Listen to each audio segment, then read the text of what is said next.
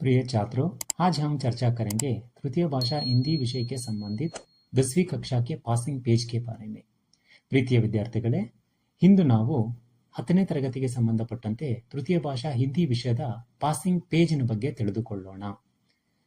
ಪ್ರೀತಿಯ ವಿದ್ಯಾರ್ಥಿಗಳೇ, ಈ ಪಾಸಿಂಗ್ ಪೇಜ್ ಹೆಸರೇ ಹೇಳುವ ರೀತಿ ಒಂದು ಪೇಜಿನ ಪ್ಯಾಕೇಜ್ ಆಗಿದೆ. ಕೇವಲ ಒಂದೇ ಒಂದು ಪೇಜನ್ನು ನೀವು ಅಭ್ಯಾಸ ಮಾಡಿಕೊಂಡು ಮನನ ಮಾಡಿಕೊಂಡ್ರೆ ನಿಮಗೆ 18ರಿಂದ 20 ಅಂಕಗಳು ಬರುವ ಸಾಧ್ಯತೆಗಳಿದ್ದಾವೆ. ಇನ್ನು ಈ ಪೇಜಲ್ಲಿ ಏನೇನಿದೆ ಅಂತ ನೋಡೋದಾದ್ರೆ, ಮೊದಲಿಗೆ 35ನೇ ಪ್ರಶ್ನೆ. ನಿಮ್ಗೆಲ್ಲ ಗೊತ್ತಿರೋ ಹಾಗೆ ಪ್ರಶ್ನೆ ಪತ್ರಿಕೆಯಲ್ಲಿ 35ನೇ ಪ್ರಶ್ನೆ ಯಾವಾಗಲೂ ಕಂಠಪಾಠದ ಪದ್ಯದ ಪ್ರಶ್ನೆ ಆಗಿರುತ್ತೆ. ಕವಿತಾಂಶಕೋ ಪೂರ್ಣ ಕರ್ಣ ಈ ಪ್ರಶ್ನೆಗೆ ಸಂಬಂಧಪಟ್ಟಂತೆ ಕೋಶಿಶ್ ಕರ್ನೆ ವಾಲೋಂಕಿ ಕಭಿ ಹಾರ್ ನಹಿ ಹೋತಿ ಪದ್ಯದ ಕೊನೆಯ ಪ್ಯಾರಾಗ್ರಾಫಿನ ಮೊದಲ 4 ಸಾಲುಗಳೇ ಪರೀಕ್ಷೆಗೆ ಖಂಡಿತವಾಗಿ ಬರೋದ್ರಿಂದ ಈ 4 ಸಾಲುಗಳನ್ನ ನೀವು ಅಭ್ಯಾಸ ಮಾಡಿಕೊಳ್ಳಬೇಕು. ಅಸಫಲತಾ ಏಕ್ ಚುನೌತಿ ಹೈ, ಇಸೆ ಸ್ವೀಕಾರ ಕರೋ. क्या कमी रह गई देखो और सुधार करो. जब तक ना सफल हो नींद चैन को त्यागो तुम. संघर्ष का मैदान छोड़कर मत भागो तुम. ಈ 4 ಸಾಲುಗಳನ್ನ ನೀವು ಅಭ್ಯಾಸ ವಿಧಿಯ ದ್ವಾರ, ಅಂದ್ರೆ ಪದೇ ಪದೇ ಬರೆದು ಪದೇ ಪದೇ ಹೇಳಿ ಅಭ್ಯಾಸ ಮಾಡಿಕೊಂಡು ಈ 4 ಸಾಲುಗಳನ್ನ ನೆನ್ಪಿಟ್ಕೊಂಡ್ರೆ ನಿಮಗೆ ಪರೀಕ್ಷೆಯಲ್ಲಿ ಖಂಡಿತವಾಗಿ ಕೂಡ 4 ಅಂಕಗಳು ಬರುವ ಸಾಧ್ಯತೆಗಳು ಇದಾವೆ. ಇನ್ನು ಮುಂದುವರೆದು ಮುಂದಿನ ಪ್ರಶ್ನೆ ನೋಡೋದಾದ್ರೆ 38ನೇ ಪ್ರಶ್ನೆ. ಮಕ್ಕಳೇ, ನಿಮ್ಗೆಲ್ಲ ಗೊತ್ತು, ಪ್ರಶ್ನೆ ಪತ್ರಿಕೆಯಲ್ಲಿ 38ನೇ ಪ್ರಶ್ನೆ ಯಾವಾಗಲೂ ಪತ್ರಲೇಖನದ ಪ್ರಶ್ನೆ ಆಗಿರುತ್ತದೆ. ಅದರಲ್ಲೂ ವಿಶೇಷವಾಗಿ ಚುಟ್ಟಿ ಪತ್ರ ಅನ್ನೋದಂತೂ ಕಂಪಲ್ಸರಿ ಇದ್ದೇ ಇರುತ್ತೆ.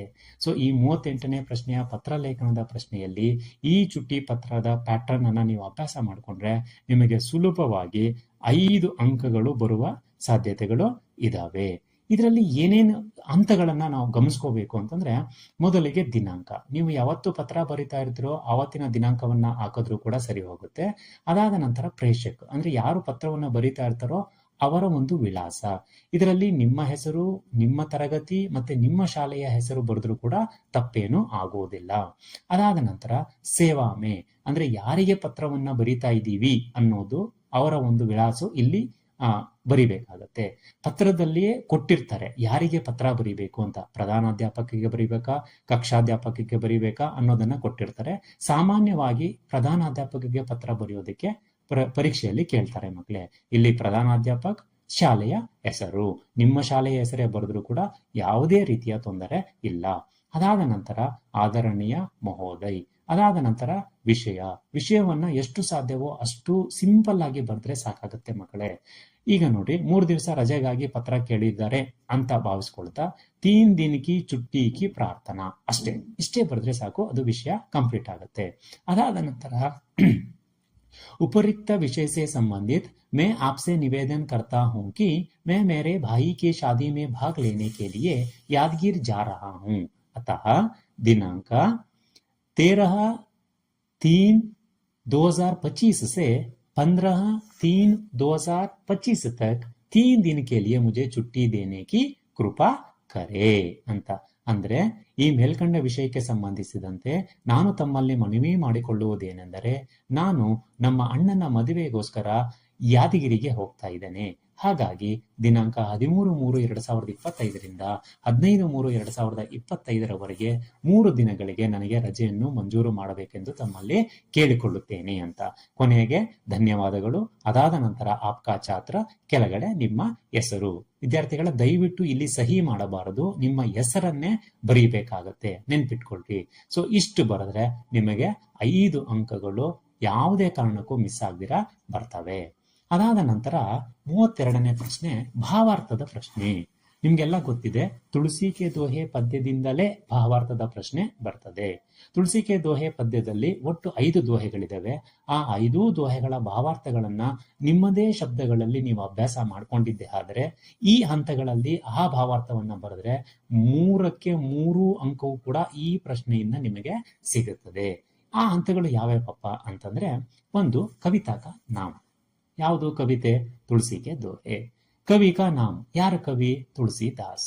ಭಾವಾರ್ಥ ಅಂತ ಹೆಡ್ಡಿಂಗ್ ಹಾಕಿ ಒಂದು ಸೆಂಟೆನ್ಸ್ ಅನ್ನ ಅಲ್ಲಿ ಬರಿಬೇಕಾಗತ್ತೆ. ಏನು ಅಂದ್ರೆ, ಉಪಯುಕ್ತ ದೋಹೆ ಮೇ ಕವಿ ತುಳಸಿದಾಸ್ ಜಿ ಕಹತೆ ಹೈ ಕಿ, ಅಂದ್ರೆ ಈ ಮೇಲ್ಕಂಡ ದೋಹೆಯಲ್ಲಿ ಕವಿ ತುಳಸಿದಾಸ್ ಅವರು ಹೇಳುವುದೇನೆಂದರೆ ಅಂತ ಬರೆದು ಆ ಮುಂದೆ ನೀವು ಆ ದೋಹೆ ಆಲ್ರೆಡಿ ಪ್ರಶ್ನೆ ಪತ್ರಿಕೆಯಲ್ಲಿ ದೋಹೆ ಕೊಟ್ಟಿರ್ತಾರೆ, ಕೊಟ್ಟಂತಹ ದೋಹೆಯನ್ನ ಓದಿ ನಿಮಗೆ ಎಷ್ಟು ಸಾಧ್ಯವೋ ಅಷ್ಟು ಅರ್ಥ ಮಾಡಿಕೊಂಡು ನಿಮ್ಮದೇ ಶಬ್ದಗಳಲ್ಲಿ ಆ ದೋಹೆಯ ಭಾವಾರ್ಥವನ್ನ ಬರೆದ್ರೆ ನಿಮಗೆ 3 ಅಂಕಗಳು ಬರುವ ಸಾಧ್ಯತೆಗಳು ಇದ್ದಾವೆ. ಅದಾದ ನಂತರ ಈ ಒಂದು ಪಾಸಿಂಗ್ ಪೇಜ್ ನಲ್ಲಿ ನಾನು ಕೆಲವು ಸಂಭವನೀಯ ಪ್ರಶ್ನೆಗಳು, ಮೋಸ್ಟ್ ಇಂಪಾರ್ಟೆಂಟ್ ಕ್ವಶನ್ಗಳನ್ನ ಉತ್ತರ ಸಮೇತ ಕೊಟ್ಟಿದ್ದೀನಿ. ಅವುಗಳನ್ನ ನೀವು ಓದ್ಕೊಂಡು ನೆನ್ಪಿಟ್ಕೊಂಡು ಪರೀಕ್ಷೆಯಲ್ಲಿ ಆ ಪ್ರಶ್ನೆಗೆ ಅದೇ ಪಾಯಿಂಟ್ಗಳಲ್ಲಿ ಉತ್ತರವನ್ನ ಬರೆದ್ರೆ ನಿಮಗೆ ಪೂರ್ಣ ಅಂಕಗಳು ಸಿಗುವ ಸಾಧ್ಯತೆಗಳು ಇದಾವೆ. ಆ ನಿಟ್ಟಿನಲ್ಲಿ 1 ಮತ್ತು 2ನೇ ಪ್ರಶ್ನೆಗಳನ್ನ ಗಮನಿಸಿ ಮಕ್ಕಳೇ. ಭಾರತ ಮಾತೃಭೂಮಿ ಪದ್ಯದ ಪ್ರಶ್ನೆಗಳಾಗಿದ್ದಾವೆ. ಅದರಲ್ಲೂ ಕೂಡ ಇಂಪಾರ್ಟೆಂಟ್ ಪ್ರಶ್ನೆಗಳು ಯಾವಂದ್ರೆ, ಭಾರತ್ ಮಾಕೆ ಪ್ರಕೃತಿ ಸೌಂದರ್ಯ का वर्णन कीजिए ಒಂದು, ಮಾತೃಭೂಮಿ ಕೆ ಸ್ವರೂಪ ಕೈಸೆ ಸುಶೋಭಿತ ಹೈ 2ನೇ ಪ್ರಶ್ನೆ. ಈ 2 ಪ್ರಶ್ನೆಗಳಲ್ಲಿ ಒಂದು ಪ್ರಶ್ನೆ ಪರೀಕ್ಷೆಗೆ ಗ್ಯಾರಂಟಿ ಬರೋ ಸಾಧ್ಯತೆಗಳಿದ್ದಾವೆ. ಹಾಗಾಗಿ ಈ 2 ಪ್ರಶ್ನೆಗಳನ್ನ ನೀವೇನಾದರೂ ಓದ್ಕೊಂಡಿದ್ದೇ ಆದ್ರೆ 2ರಲ್ಲೂ ಒಂದು ಪ್ರಶ್ನೆ ಗ್ಯಾರಂಟಿ ಎಕ್ಸಾಮ್ ಬರುತ್ತೆ. ಅದು ಕೂಡ ಕೆಲವೊಮ್ಮೆ 3 ಅಂಕಕ್ಕೂ ಬರಬಹುದು ಅಥವಾ ಕೆಲವೊಮ್ಮೆ 2 ಅಂಕಕ್ಕೂ ಕೂಡ ಬರಬಹುದು. 2 ಅಥವಾ 3 ಅಂಕ ಈ 2 ಪ್ರಶ್ನೆಗಳಿಂದ ಬರ್ತವೆ. ಮೊದಲಿಗೆ ಭಾರತ್ ಮಾತೆಯ ಪ್ರಕೃತಿ ಸೌಂದರ್ಯ ವರ್ಣನ್ ಕೀಜಿಯೇ ಅಂದ್ರೆ ಭಾರತ ಮಾತೆಯ ಪ್ರಕೃತಿ ಸೌಂದರ್ಯವನ್ನ ವರ್ಣನೆ ಮಾಡ್ರಿ ಅಂತ. ನಾನು ಯಾಕಿಲ್ಲಿ ಈ ಒಂದು ಪದಗಳಿಗೆ ಅಂಡರ್ಲೈನ್ ಮಾಡಿದೀನಿ ಅಂತಂದ್ರೆ, ಕೆಲವು ಮಕ್ಕಳಿಗೆ ಏನಾಗುತ್ತೆ ಅಂದ್ರೆ ಉತ್ತರವನ್ನ ಚೆನ್ನಾಗಿ ಅಭ್ಯಾಸ ಮಾಡ್ತಾರೆ, ಆದ್ರೆ ಆ ಉತ್ತರ ಯಾವ ಪ್ರಶ್ನೆಗೆ ಬರೀಬೇಕು ಅಂತ ಹೇಳ್ಬಿಟ್ಟು ಗೊತ್ತಾಗೋದಿಲ್ಲ. ಆವಾಗ ಈ ಕೀ ವರ್ಡ್ಸ್ ನಾನೇನು ಅಂಡರ್ಲೈನ್ ಮಾಡಿದ್ದೀನಲ್ಲ, ಈ ಕೀ ವರ್ಡ್ಸ್ ಆ ಪ್ರಶ್ನೆಯಲ್ಲಿ ಇತ್ತು ಅಂತಂದ್ರೆ ನೀವು ನಿರ್ಧಾರ ಮಾಡ್ಬಿಡ್ರಿ ಇದೇ ಪ್ರಶ್ನೆ ಅಂತ. ಹಾಗಾಗಿ ಈ ಉತ್ತರವನ್ನು ಹೆಂಗೋ ಅಭ್ಯಾಸ ಮಾಡಿರ್ತೀರಾ, ಈ ಪ್ರಶ್ನೆ ಅಂತ ಗೊತ್ತಾಗಿದ ತಕ್ಷಣ ಈ ಉತ್ತರವನ್ನ ಸೀದಾ ಅಲ್ಲೇ ಬರದಾಕ್ರಿ, ನಿಮಗೆ ಅಂಕಗಳು ಸಿಗ್ತವೆ. ಅದೇ ರೀತಿ ಮಾತೃಭೂಮಿಗೆ ಸ್ವರೂಪ ಕೈಸೆ ಸುಶೋಭಿತ ಹೈ ಅಂದ್ರೆ ಮಾತೃಭೂಮಿಯ ಸ್ವರೂಪ ಯಾವ ರೀತಿ ಸುಶೋಭಿತವಾಗಿದೆ ಅಂತ. ಇದರಲ್ಲಿ ಮಾತೃಭೂಮಿಗೆ ಸ್ವರೂಪ ಅನ್ನೋ ಪದಕ್ಕೆ ಅಂಡರ್ಲೈನ್ ಮಾಡಿದ್ದೀನಿ. ಈ ಪದ ಇತ್ತು ಅಂತಂದ್ರೆ ಇದೇ ಪ್ರಶ್ನೆ ಅಂತ ತಿಳ್ಕೊಳ್ರಿ, ಈ ಉತ್ತರವನ್ನ ಬರದಾಕ್ರಿ. ಇನ್ನು ಉತ್ತರವನ್ನು ಕೂಡ ನಾನು ಸಿಂಪ್ಲಿಫೈ ಮಾಡಿ ಪಾಯಿಂಟ್ಸ್ ರೂಪದಲ್ಲಿ ಕೊಟ್ಟಿರೋದ್ರಿಂದ ನಿಮಗೆ ನೆನ್ಪಿಟ್ಕೊಳೋದಕ್ಕೆ ತುಂಬಾ ಸುಲಭ ಆಗತ್ತೆ ಮಕ್ಕಳೇ. ಉದಾಹರಣೆಗೆ ನೋಡೋದಾದ್ರೆ, ಭಾರತ್ ಮಾತೆ ಪ್ರಕೃತಿ ಸೌಂದರ್ಯ ವರ್ಣನ್ ಕೀಜಿಯೇ. ಭಾರತ ಮಾತಾಕ್ಕೆ ಖೇತ್ ಹರೆ ಬರೆ ಹೇ ಭಾರತ ಮಾತೆಯ ಹೊಲಗಳು ಹಚ್ಚ ಹಸಿರಾಗಿವೆ. ಇಸ್ಕೆ ವನ್ ಉಪವನ್ ಫಲ ಫೂಲೋನ್ಸೆ ಬರಾ ಹುವಾ ಹೇ ಭಾರತ ಮಾತೆಯ ವನ ಉಪವನಗಳು ಫಲ ಮತ್ತೆ ಫೂಲು ಅಂದ್ರೆ ಹಣ್ಣು ಮತ್ತೆ ಹೂಗಳಿಂದ ತುಂಬಿದೆ. ಅಪನೆ ಅಂದರ್ ಬರಿ ಹುಯಿ ಖನಿಜೋಂಕು ಮುಕ್ತ ಹಸ್ತಸೆ ಬಾಂಟ್ ರಹಿ ಹೇ ತನ್ನ ಒಳಗಡೆ ತುಂಬಿರ್ತಕ್ಕಂಥ ಖನಿಜ ಸಂಪತ್ತನ್ನ ಮುಕ್ತ ಹಸ್ತದಿಂದ ಹಂಚ್ತಾ ಇದ್ದಾಳೆ. ಈ 3 ಪಾಯಿಂಟ್ಗಳನ್ನ ಬರೆದ್ರೆ ಸಾಕಾಗತ್ತೆ, ನಿಮಗೆ ಆರಾಮಾಗಿ ಕನಿಷ್ಠ ಅಂಕಗಳು ಸಿಗ್ತವೆ. ಅದಾದ ನಂತರ ಮಾತೃಭೂಮಿಗೆ ಸ್ವರೂಪ ಕೈಸೆ ಸುಶೋಭಿತ ಅಂದ್ರೆ ಮಾತೃಭೂಮಿಯ ಸ್ವರೂಪ ಯಾವ ತರ ಚೆನ್ನಾಗಿತ್ತು ಅಂತ. ಮಾತೃಭೂಮಿಗೆ ಏಕ ಹಾತ್ ಮೇ ನ್ಯಾಯ ಪತಾಕ ಹೈ ಜೋ ನ್ಯಾಯ ಕಾ ಪ್ರತೀಕ ಹೈ. ಸೊ ಮಾತೃಭೂಮಿಯ ಒಂದು ಕೈಯಲ್ಲಿ ನ್ಯಾಯ ಪತಾಕ ಇದೆ, ಅದು ನ್ಯಾಯದ ಸಂಕೇತವಾಗಿದೆ. ದೂಸರೆ ಹಾತ್ ಮೇ ಜ್ಞಾನ ದೀಪ ಹೈ ಜೋ ಜ್ಞಾನ ಕಾ ಪ್ರತೀಕ ಹೈ ಇನ್ನೊಂದು ಕೈನಲ್ಲಿ ಜ್ಞಾನ ದೀಪ ಇದೆ, ಅದು ಜ್ಞಾನದ ಪ್ರತೀಕವಾಗಿದೆ. ಸಕಲ ನಗರ ಅವರ ಗ್ರಾಮ ಮೇ ಜೈ ಹಿಂದ್ ಕಾ ನಾದ ಗೂಂಜನ ಚಾಹಿಯೇ. ಈ ಪಾಯಿಂಟ್ಗಳನ್ನ ಬರೆದ್ರೆ ಈ ಪ್ರಶ್ನೆಗೆ ಇರತಕ್ಕಂಥ ಕನಿಷ್ಠ ಅಂಕಗಳು ನಿಮಗೆ ಸಿಗ್ತದೆ. ಅದಾದ ನಂತರ 3ನೇ ಪ್ರಶ್ನೆ, ಕಾಶ್ಮೀರಿ ಸೇಬ್ ಪಾಠ ಸೆ ಆಪ್ಕೋ ಕ್ಯಾ ಸೀಖ್ ಮಿಲ್ತಿ ಹೈ ಕಾಶ್ಮೀರಿ ಸೇಬ್ ಪಾಠದಿಂದ ನಿಮಗೆ ಏನು ಕಲಿಕೆ ಸಿಗುತ್ತದೆ ಅಂದ್ರೆ ಪಾಠದ ಆಶಯ. कश्मीरी सेब पाठ से हमें यह सीख मिलती है कि अगर खरीदारी करते समय सावधानी नहीं रहे तो धोखा खाने की संभावना होती है. ಕಾಶ್ಮೀರಿ ಸೇಬ್ ಪಾಠದಿಂದ ನಮಗೆ ಯಾವ ಕಲಿಕೆ ಸಿಗುತ್ತದೆ ಅಂತಂದ್ರೆ, ಅಗರ್ ಖರೀದಾರಿ ಕರ್ತೆ ಸಮಯ ನಾವು ವ್ಯಾಪಾರವನ್ನ ಮಾಡೋದಕ್ಕೆ ಬಾಜಾರ್ಗೆ ಹೋದಾಗ ಸಾವಧಾನಿ ನಹಿ ರಹೇತು ಗಮನ ಕೊಡ್ಲಿಲ್ಲ ಅಂತಂದ್ರೆ ಧೋಕಾ ಖಾನೆಗೆ ಸಂಭಾವನೆ ಹೋಗ್ತಿದೆ, ಮೋಸ ಹೋಗುವ ಸಾಧ್ಯತೆಗಳು ಇರ್ತವೆ. ಸೊ ಈ ರೀತಿಯಾಗಿ ಪ್ರಶ್ನೆಗೆ ಉತ್ತರ ಬರೀಬೇಕಾಗತ್ತೆ ಮಕ್ಕಳೇ. ನೆಕ್ಸ್ಟ್ ಇನ್ನ 4 ಮತ್ತು 5ನೇ ಪ್ರಶ್ನೆ, ಇವು 2 ಪ್ರಶ್ನೆಗಳು ಕೂಡ ಅಭಿನವ ಮನುಷ್ಯ ಪದ್ಯಕ್ಕೆ ಸಂಬಂಧಪಟ್ಟಂತಹ ಪ್ರಶ್ನೆಗಳಾಗಿದ್ದಾವೆ. ಈ 2 ಪ್ರಶ್ನೆಗಳನ್ನ ನೀವು ಓದ್ಕೊಂಡ್ರೆ ಖಂಡಿತ ಇವೆರಡರಲ್ಲಿ ಒಂದು ಪ್ರಶ್ನೆ ಎಕ್ಸಾಮ್ಗೆ ಬಂದೇ ಬರ್ತದೆ. ಯಾವ ಪ್ರಶ್ನೆಗಳು ಅಂತಂದ್ರೆ, ದಿನಕರ್ ಜಿ ಕೆ ಅನುಸಾರ ಆಧುನಿಕ ಮಾನವ का ಭೌತಿಕ ಸಾಧನ का वर्णन कीजिए. ಎರಡನೇದು, ದಿನಕರ್ ಜಿ ಕೆ ಅನುಸಾರ ಮಾನವ का सही ಪರಿಚಯ क्या है. ಮೊದಲನೇದಾಗಿ ಆಧುನಿಕ ಮಾನವನ ಸಾಧನೆಗಳ ಬಗ್ಗೆ, ಎರಡನೇದು ಬರೀ ಸಾಧನೆ ಮಾಡಿದ್ರೆ ಸಾಧ್ಯ ಇಲ್ಲ, ಸಿದ್ಧಿ ಪಡಿಬೇಕು. ಆ ಸಿದ್ಧಿ ಪಡಿಬೇಕಂತಂದ್ರೆ ನಿಜವಾದ ಮನುಷ್ಯ ಅಂತಂದ್ರೆ ಯಾರು, ಏನು ಅವನ ಗುಣಗಳಿರಬೇಕು ಅನ್ನೋದು ಎರಡನೇ ಪ್ರಶ್ನೆ. ಇದಕ್ಕೆ ಉತ್ತರ ಏನಪ್ಪಾ ಅಂತಂದ್ರೆ, ಮೊದಲಿಗೆ ಭೌತಿಕ ಸಾಧನ का वर्णन, ಪ್ರಕೃತಿ के हर तत्व पर विजय प्राप्त कर ली है. ಈ ಪ್ರಕೃತಿಯ ಪ್ರತಿಯೊಂದು ಅಂಶದ ಮೇಲೆ ಕೂಡ ಆಧುನಿಕ ಮನುಷ್ಯ ವಿಜಯವನ್ನ ಸಾಧಿಸಿದಾನೆ. यह मनुष्य सृष्टि का श्रृंगार, ज्ञान और विज्ञान का आधार है. ಈ ಆಧುನಿಕ ಮನುಷ್ಯ ಸೃಷ್ಟಿಗೆ ಶೃಂಗಾರ ಇದ್ದ ಹಾಗೆ, ಜ್ಞಾನ ಮತ್ತು ವಿಜ್ಞಾನದ ಗಣಿ ಇದ್ದ ಹಾಗೆ. ಆಕಾಶ ಸೇ ಪಾತಾಳ ತಕ್ಕ ಸಬ್ ಕುಚ್ ಜಾನಕಾರಿ ಇಸೆ ಹೈ. ಆಕಾಶದಿಂದ ಹಿಡಿದು ಪಾತಾಳದವರೆಗೆ ಎಲ್ಲದರ ಬಗ್ಗೆಯ ತಿಳುವಳಿಕೆ ಕೂಡ ಇವನಿಗೆ ಇದೆ. ಆಜ್ ಮನುಷ್ಯ ಕಾ ಯಾನ ಗಗನ್ ಮೇ ಬಿ ಜಾ ರಹಾ ಹೈ. ಮನುಷ್ಯನ ಪ್ರಯಾಣ ಬರೀ ಭೂಮಿಯ ಮೇಲೆ ಅಲ್ಲ, ಗಗನದ ಮೇಲೇನೂ ಕೂಡ ಹೋಗ್ತಾ ಇದೆ. ಇದೆಲ್ಲವೂ ಕೂಡ ಆಧುನಿಕ ಮನುಷ್ಯನ ಭೌತಿಕ ಸಾಧನೆಗಳಾಗಿದ್ದಾವೆ. ನಂತರದ ಪ್ರಶ್ನೆ, ದಿನಕರ್ ಜಿ ಕೆ ಅನುಸಾರ ಮಾನವ ಕಾ ಸಹಿ ಪರಿಚಯ ಕ್ಯಾ ಹೈ. ಅಂದ್ರೆ ದಿನಕರ್ ಜಿ ಅವರ ಪ್ರಕಾರ ನಿಜವಾದ ಮನುಷ್ಯ ಅಂತಂದ್ರೆ ಯಾರು, ಏನು ಅವನ ಗುಣಗಳು ಅನ್ನೋದು. ಮಾನವ್ ಮಾನವ್ ಕೆ ಬೀಚ್ ಸ್ನೇಹ ಕಾ ಬಾಂಧ್ ಬಾಂಧನ. ಮನುಷ್ಯರ ನಡುವೆ ಯಾರು ಸ್ನೇಹದ ಸಂಬಂಧವನ್ನ ಬೆಸೆಯುತ್ತಾರೋ ಅವನೇ ನಿಜವಾದ ಮಾನವ. ಮಾನವ್ ದೂಸರೆ ಮಾನವ್ ಸೇ ಪ್ರೇಮ್ ಕಾ ರಿಸ್ತಾ ಜೋಡನ. ಮನುಷ್ಯ ತನ್ನಂತೆ ಇರುವ ಇನ್ನೊಬ್ಬ ಮನುಷ್ಯನ ಜೊತೆ ಪ್ರೀತಿಯ ಬಾಂಧವ್ಯವನ್ನ ಜೋಡಿಸ್ತಕ್ಕಂಥವನೇ ನಿಜವಾದ ಮಾನವ. ಆಪಸ್ ಕಿ ದೂರಿ ಕೋ ಮಿಟಾನ. ಮನುಷ್ಯರ ನಡುವೆ ಇರತಕ್ಕಂಥ ಏನು ದೂರ ಇದೆಯಲ್ಲ, ಅಂತರ ಇದೆಯಲ್ಲ, ಆ ಅಂತರವನ್ನ ಒಡೆದು ಹಾಕ್ತಕ್ಕಂಥವನೇ ನಿಜವಾದ ಮಾನವ ಅನ್ನೋದು ಈ ಪ್ರಶ್ನೆಗೆ ಉತ್ತರ ಆಗಿರುತ್ತದೆ. ನೆಕ್ಸ್ಟ್ ಇನ್ನೊಂದು ಪ್ರಶ್ನೆ, ಸಿಂಗಲ್ ಸಿಂಹ ಅಂತ ಹೇಳಿದ್ರೆ ತಪ್ಪಾಗಲ್ಲ. ಯಾಕೆ ಅಂತಂದ್ರೆ ಸಮಯ ಕಾ ಸದುಪಯೋಗ ಕೈಸೆ ಕರ್ನಾ ಚಾಹಿಯೆ. ಆಲ್ಮೋಸ್ಟ್ ಪ್ರತಿಯೊಂದು ಪ್ರಶ್ನೆ ಪತ್ರಿಕೆಯಲ್ಲಿ ಕೂಡ ಈ ಪ್ರಶ್ನೆ ಇದ್ದೇ ಇರುತ್ತೆ. ಸಮಯ ಕಿ ಪಹಚಾನ್ ಪದ್ಯದ ಪ್ರಶ್ನೆ ಇದಾಗಿದ್ದು ಪ್ರತಿಯೊಂದು ಪರೀಕ್ಷೆಯಲ್ಲಿ ಕೂಡ ಈ ಪ್ರಶ್ನೆ ಇದ್ದೇ ಇರುತ್ತೆ. ಇದಕ್ಕೆ ಉತ್ತರ ಏನ್ ಬರಿಬೇಕು ಅಂದ್ರೆ, ಸಮಯದ ಸದುಪಯೋಗ ಕೈಸೆ ಕರ್ನಾ ಚಾಹಿಯೆ ಅಂದ್ರೆ ಸಮಯದ ಸದುಪಯೋಗವನ್ನ ಹೇಗೆ ಮಾಡಬೇಕು ಅನ್ನೋದು. ಸಮಯ ಅಮೂಲ್ಯವಾನ್ ಹೈ. ಸಮಯ ಅತ್ಯಮೂಲ್ಯವಾದದ್ದು. ಆಲಸ್ ಚೋಡ್ನಾ ಚಾಹಿಯೆ. ಸೋಂಬೇರಿತನವನ್ನ ಬಿಟ್ಟು ಬಿಡಬೇಕು. ಆಜ್ ಕಾ ಕಾಮ್ ಆಜ್ ಹಿ ಕರ್ನಾ ಹೈ. ಇವತ್ತಿನ ಕೆಲಸವನ್ನ ಇವತ್ತೇ ಮಾಡಿ ಮುಗಿಸಬೇಕು. ಫಲ್ ಫಲ್ ಸಮಯ ಕಾ ಸದುಪಯೋಗ ಕರ್ನಾ ಚಾಹಿಯೆ.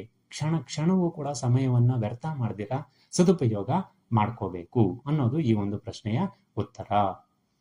ಈ ಪ್ರಶ್ನೆ ಗ್ಯಾರಂಟಿ ಬರೋದ್ರಿಂದ ಇದರಲ್ಲಿ ಕೂಡ 1, 2 ಅಥವಾ 3 ಅಂಕಗಳು ಬರುವ ಸಾಧ್ಯತೆಗಳು ಇದಾವೆ. ನೆಕ್ಸ್ಟ್ ನೋಡೋಣ, ಸೇಬ್ ಕಿ ಹಾಲತ್ ಕೆ ಬಾರೆ ಮೇ. ಸೊ ಈಗಾಗಲೇ ನಾವು ಕಾಶ್ಮೀರಿ ಸೇಬ್ ಪಾಠದಲ್ಲಿ ಪಾಠದ ಆಶಯ ಅಂದ್ರೆ ಕಾಶ್ಮೀರಿ ಸೇಬ್ ಪಾಠ ಸೆ ಕ್ಯಾ ಸೀಖ್ ಮಿಲ್ತಿ ಹೈ ಅನ್ನೋದು ಒಂದು ಪ್ರಶ್ನೆ, ಇಂಪಾರ್ಟೆಂಟ್ ಪ್ರಶ್ನೆ. ಅದರ ಜೊತೆಗೆ ಸೇಬ್ ಕಿ ಹಾಲತ್ ಕೆ ಬಾರೆ ಮೇ ಲಿಖಿ. ಅಂದ್ರೆ ಕಾಶ್ಮೀರಿ ಸೇಬ್ದಲ್ಲಿ ಲೇಖಕ್ ಪ್ರೇಮ್ಚಂದ್ ಜಿ ಅವರು ಕೊಂಡುಕೊಂಡು ಬಂದಂತಹ ಸೇಬುಗಳ ಪರಿಸ್ಥಿತಿ, 4 ಸೇಬುಗಳು ಕೊಂಡುಕೊಂಡ್ ಬರ್ತಾರೆ. ಆ 4 ಸೇಬುಗಳ ಪರಿಸ್ಥಿತಿ ಯಾವ ತರ ಇತ್ತು ಅನ್ನೋದು ಈ ಪ್ರಶ್ನೆ. ಅದರಲ್ಲಿ ಸಿಂಪಲ್ ಆಗಿ ಪಾಯಿಂಟ್ಸ್ ಮಾಡಿದ್ದೀನಿ ಮಕ್ಕಳೇ. ಪಹಲಾ ಸೇಬ್ ಸಡಾ ಹುವಾ ತಾ. ಮೊದಲನೇ ಸೇಬು ಕೆಟ್ಟು ಹೋಗಿತ್ತು.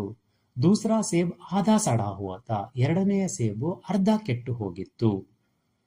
ತೀಸರಾ ಸೇಬು ಏಕ್ ತರಫ್ ದಬಕರ್ ಬಿಲ್ಕುಲ್ ಪಿಚಕ್ ಗಯಾ ತಾ. ಮೂರನೇ ಸೇಬು ಒಂದು ರೀತಿ ಒತ್ತಿ ಮೆತ್ತಗೆ ಆಗೋಗಿತ್ತು. ಚೌಥಾ ಭೇದಾಗತ ಉಸ್ಮೆ ಏಕ್ ಕಾಲ ಸುರಾಕತ. ನಾಲ್ಕನೆಯದು ಎಷ್ಟು ಕೆಟ್ಟದಾಗಿತ್ತು ಅಂದ್ರೆ ಅದರಲ್ಲಿ ಒಂದು ಕಪ್ಪು ಬಣ್ಣದ ಸುರಾಕ್ ಅಂದ್ರೆ ಗೆರೆ ಇತ್ತು. 4ಕ್ಕೆ 4 ಸೇಬುಗಳು ಕೂಡ ಕೆಟ್ಟು ಹೋಗಿದ್ವು ಅನ್ನೋದು ಈ ಒಂದು ಉತ್ತರದ ಸಾರಾಂಶ ಆಗಿದೆ ಮಕ್ಕಳೇ. ಸಿಂಪಲ್ ಆಗಿ ಇಷ್ಟು ಬರೆದ್ರೆ ಸಾಕು, ನಿಮಗೆ 2ರಿಂದ 3 ಅಂಕ ಪ್ರಶ್ನೆ ಬಂದಾಗ ಸಿಗೋ ಸಾಧ್ಯತೆಗಳು ಇರ್ತವೆ. ಅದಾದ ನಂತರ ಮೋಸ್ಟ್ ಇಂಪಾರ್ಟೆಂಟ್ ಕ್ವಶನ್, ಅದು ಕೂಡ ದೀರ್ಘ ಉತ್ತರದ ಪ್ರಶ್ನೆಗಳಿಗೆ ಸಂಬಂಧಪಟ್ಟಂತೆ. पंडित राजकिशोर के मानवीय व्यवहार का परिचय दीजिए. बसंत ईमानदार लड़का है कैसे. ಬಸಂತ್ ಕಿ ಸಚ್ಚಾಯಿ ಪಾಠದ ಈ 2 ಪ್ರಶ್ನೆಗಳು, ಈ 2 ಪ್ರಶ್ನೆಗಳಲ್ಲಿ ಒಂದು ಪ್ರಶ್ನೆ ಗ್ಯಾರಂಟಿ ಪರೀಕ್ಷೆಗೆ ಬರುತ್ತದೆ. ಅದು ಕೂಡ 3 ಅಂಕ ಅಥವಾ 4 ಅಂಕದ ಪ್ರಶ್ನೆ ಬರೋ ಸಾಧ್ಯತೆಗಳು ಇದಾವೆ. ಮೊದಲನೇ ಪ್ರಶ್ನೆ, ಪಂಡಿತ್ ರಾಜಕಿಶೋರ್ ಕೆ ಮಾನವೀಯ ವ್ಯವಹಾರ ಕಾ ಪರಿಚಯ ದೀಜಿಯೆ. ಅಂದ್ರೆ ಪಂಡಿತ್ ರಾಜಕಿಶೋರ್ ಅವರ ಮಾನವೀಯ ವ್ಯವಹಾರದ ಪರಿಚಯವನ್ನ ಮಾಡಿಕೊಡಿ ಅಂತ. ಅದನ್ನ ನೋಡ್ತಾ ಹೋಗೋದಾದ್ರೆ, ಪಂಡಿತ್ ರಾಜಕಿಶೋರ್ ಮಜ್ದೂರ್ ನೇತಾ ಹೈ. ಪಂಡಿತ ರಾಜಕಿಶೋರ್ ಅವರು ಶ್ರಮಿಕರ ನೇತ ಆಗಿದ್ದ. ವೇ ಗರೀಬೋಂಕೆ ಪ್ರತಿ ಹಮೇಶ ಹಮ್ದರ್ದಿ ದಿಖಾತಾ ಹೈ. ಅವನು ಬಡವರಿಗೋಸ್ಕರ ಯಾವಾಗಲೂ ಕೂಡ ಕರುಣೆಯನ್ನ ತೋರಿಸ್ತಾ ಇದ್ದ. ಮಾನವೀಯ ದೃಷ್ಟಿ ಸೆ ಉನ್ಹೋನೆ ಬಸಂತ್ ಸೆ ಸಾಮಾನ್ ಖರೀದ. ಆಕ್ಚುಲಿ ಅವನಿಗೆ ಯಾವುದೇ ಸಾಮಾನ ಅವಶ್ಯಕತೆ ಇರಲಿಲ್ಲ, ಆದ್ರೆ ಬಸಂತ್ ಅವನ ಹತ್ರ ಕೇಳ್ಕೊಂಡಿದ್ದಕ್ಕೋಸ್ಕರ ಮಾನವೀಯ ದೃಷ್ಟಿಯಿಂದ ಮಾತ್ರ ಅವನು ಬಸಂತನ ಹತ್ರ ಸಾಮಾನನ್ನ ಖರೀದಿ ಮಾಡ್ದ. जब बसंत की मोटर दुर्घटना के बारे में सुनते हैं अपने खर्च पर उसका इलाज कराते हैं. ಯಾವಾಗ ಬಸಂತ್ಗೆ ಮೋಟಾರ್ ದುರ್ಘಟನಾ ಆಗಿದೆ ಅಂತ ಕೇಳಿಸ್ಕೊಂತಾನೋ ತಿಳ್ಕೊಂತಾನೋ ಅವನು ಹಿಂದೆ ಮುಂದೆ ಯೋಚನೆ ಮಾಡಿದಿರ ತನ್ನ ಸ್ವಂತ ಖರ್ಚಿನಲ್ಲಿ ಅವನಿಗೆ ಚಿಕಿತ್ಸೆ ಕೊಡಿಸೋದಕ್ಕೆ ಹೊರಡ್ತಾನೆ. ಸೊ ಈ ಎಲ್ಲ ಕಾರಣಗಳು ಕೂಡ ಪಂಡಿತ ರಾಜಕಿಶೋರ್ನ ಮಾನವೀಯ ವ್ಯವಹಾರಗಳನ್ನ ನಮಗೆ ಪರಿಚಯ ಮಾಡಿಕೊಡ್ತವೆ. ಅದಾದ ನಂತರ ಕೊನೆಯ ಪ್ರಶ್ನೆ, ಬಸಂತ್ ಇಮಾನ್ದಾರ್ ಲಡ್ಕ ಹೈ ಕೈಸೆ. ಬಸಂತು ಒಬ್ಬ ಪ್ರಾಮಾಣಿಕ ಹುಡುಗ ಹೇಗೆ ಅಂತ. ಇದಕ್ಕೆ ಉತ್ತರ ನೋಡೋದಾದ್ರೆ, ಬಸಂತು ಮೆಹನತ್ ಕರ್ಕೆ ಪೈಸಾ ಕಮಾನ ಚಾತಾ ಹೇ. ಬಸಂತು ಕಷ್ಟಪಟ್ಟು ದುಡದೆ ಹಣವನ್ನ ಸಂಪಾದನೆ ಮಾಡಬೇಕು ಅಂತ ಅನ್ಕೊಂತಾನೆ. पंडित राजकिशोर उसे बिना कुछ खरीदे पैसे देना चाहते हैं तो वह भीख समझकर इनकार करता है. पंडित राजकिशोर ಏನು ತಗೊಳ್ಳಾರ್ದೆ ಅವನಿಗೆ ದುಡ್ಡು ಕೊಡೋಕೆ ಹೋದಾಗ ಅವನು ಆ ತರ ಸುಮ್ನೆ ದುಡ್ಡು ತಗೊಳೋದು ಭಿಕ್ಷೆ ಅಂತ ತಿಳಿದು ಅದನ್ನ ತಿರಸ್ಕಾರ ಮಾಡ್ತಾನೆ. पंडित राजकिशोर के छुट्टे पैसे मोटार दुर्घटना के कारण दे ना पाता है, लेकिन उसने अपने छोटे भाई से भेजता है. ಅವನಿಗೆ ಮೋಟಾರ್ ದುರ್ಘಟನಾ ಆದ ಕಾರಣಕ್ಕೋಸ್ಕರ ಪಂಡಿತ ರಾಜಕಿಶೋರ ಚಿಲ್ಲರೆ ಪೈಸೆಯನ್ನ ವಾಪಸ್ ಕೊಡೋದಕ್ಕಾಗಲ್ಲ. ಹಂಗಂತ ಹೇಳ್ಬಿಟ್ಟು ಸುಮ್ಮನೆ ಇದ್ಬಿಡ್ಲಿಲ್ಲ. ಅವನು ಏನ್ ಮಾಡ್ತಾನೆ ಅಂದ್ರೆ ತನ್ನ ತಮ್ಮನಿಂದ ಆ ದುಡ್ಡನ್ನ ವಾಪಸ್ಸು ಕಳಿಸ್ಕೊಡ್ತಾನೆ. ಸೊ ಈ ಎಲ್ಲ ಕಾರಣಗಳಿಂದ ಹೇಳ್ಬೋದು ಬಸಂತ್ ಒಬ್ಬ ಈಮಾನ್ದಾರ್ ಲಡ್ಕ ಅಂತ. ಸೊ ಮಕ್ಕಳೇ, ಈ ರೀತಿಯಾಗಿ ಈ ಒಂದು ಪಾಸಿಂಗ್ ಪೇಜ್ ಅನ್ನ ನೀವು ಓದ್ಕೊಂಡಿದ್ದೆ ಆದರೆ ನಿಮಗೆ 18ರಿಂದ 20 ಅಂಕಗಳು ಕಟ್ಟಿಟ್ಟ ಬುತ್ತಿ. ಮೊದಲನೇದು ಪದ್ಯ 4 ಅಂಕ, ಎರಡನೇದು ಪತ್ರ 5 ಅಂಕ, ಮೂರನೇದು ಭಾವಾರ್ಥ 3 ಅಂಕ, ಮಾತೃಭೂಮಿ ಪದ್ಯದ 2 ಪ್ರಶ್ನೆಗಳಲ್ಲಿ 1 ಪ್ರಶ್ನೆ ಗ್ಯಾರಂಟಿ 3ರಿಂದ 2 ಅಂಕ, ಕಾಶ್ಮೀರಿ ಸೇಬದ ಆಶಯ ಮತ್ತೆ ಸೇಬ್ ಕಿ ಹಾಲತ್ತು ಈ 2 ಪ್ರಶ್ನೆಗಳಲ್ಲಿ 1 ಗ್ಯಾರಂಟಿ 2ರಿಂದ 3 ಅಂಕ. ಆಮೇಲೆ ಅಭಿನವ ಮನುಷ್ಯ ಪದ್ಯದ 2 ಪ್ರಶ್ನೆಗಳು, ಇವೆರಡರಲ್ಲಿ 1 ಗ್ಯಾರಂಟಿ. ಇಲ್ಲಿ ಕೂಡ ಅಷ್ಟೇ 3 ಅಥವಾ 2 ಅಂಕಗಳು ಬರುವ ಸಾಧ್ಯತೆಗಳು ಇದಾವೆ. ಅದಾದ ನಂತರ ಗ್ಯಾರಂಟಿ ಕ್ವಶನ್ ಸಮಯ ಕಾ ಸದುಪಯೋಗ, ಸಮಯ ಕಿ ಪಹಚಾನ್ ಪದ್ಯದ್ದು 2ರಿಂದ 3 ಅಂಕ. ಅದಾದ ನಂತರ ದೀರ್ಘ ಉತ್ತರದ ಪ್ರಶ್ನೆ, ಬಸಂತ್ ಕಿ ಸಚ್ಚಾಯಿ ಪಾಠದ 2 ಪ್ರಶ್ನೆಗಳು, ಇವೆರಡರಲ್ಲಿ 1 ಗ್ಯಾರಂಟಿ ಬರ್ತದೆ. 3 ಅಥವಾ 4 ಅಂಕದ ಪ್ರಶ್ನೆಗಳು ಇರ್ತವೆ. ಸೊ ಈ ರೀತಿಯಾಗಿ ಮಕ್ಕಳೇ ಈ ಒಂದು ಪಾಸಿಂಗ್ ಪೇಜ್ ಅನ್ನ ನೀವು ಅಭ್ಯಾಸ ಮಾಡಿಕೊಂಡಿದ್ದೇ ಆದ್ರೆ ನಿಮಗೆ 18ರಿಂದ 20 ಅಂಕಗಳು ಸುಲಭವಾಗಿ ಬರ್ತವೆ. ನೀವು ಪಾಸ್ ಆಗೋದಕ್ಕೆ ಆಮೇಲೆ ಬಹು ಆಯ್ಕೆ ಪ್ರಶ್ನೆಗಳಿರ್ತವೆ, ಅನುರೂಪತಾ ಪ್ರಶ್ನೆಗಳಿರ್ತವೆ, 1 ಅಂಕದ ಪ್ರಶ್ನೆಗಳಿರ್ತವೆ. ಇವುಗಳಲ್ಲಿ ನೀವು ಒಂದು 8 ಅಂಕಗಳನ್ನ ಗಳಿಸ್ಕೊಂಡ್ರೆ ಇದೊಂದು 20, ಅದೊಂದು 8, ಒಟ್ಟು 28 ಅಂಕಗಳನ್ನು ಗಳಿಸ್ಕೊಂಡು ತೃತೀಯ ಭಾಷೆ ಹಿಂದಿ ವಿಷಯದಲ್ಲಿ ಆರಾಮಾಗಿ ಪಾಸ್ ಆಗ್ತೀರಾ. ಎಲ್ಲರಿಗೂ ಆಲ್ ದ ಬೆಸ್ಟ್. ಧನ್ಯವಾದಗಳು. ಪ್ರೀತಿಯ ವಿದ್ಯಾರ್ಥಿಗಳೇ, ಈ ಒಂದು ಪಾಸಿಂಗ್ ಪೇಜ್ನ PDF ಫಾರ್ಮೆಟ್ ಬೇಕಾದರೆ ಡಿಸ್ಕ್ರಿಪ್ಷನ್ ಬಾಕ್ಸಲ್ಲಿ ಲಿಂಕ್ ಹಾಕಿರುತ್ತೇನೆ, ಡೌನ್ಲೋಡ್ ಮಾಡಿಕೊಳ್ಳಿ. ಹಾಗೆ ಈ ವಿಡಿಯೋ ನಿಮಗೆ ಇಷ್ಟ ಆದರೆ ಲೈಕ್ ಮಾಡಿ, ಶೇರ್ ಮಾಡಿ, ಸಬ್ಸ್ಕ್ರೈಬ್ ಮಾಡಿಕೊಳ್ಳಿ.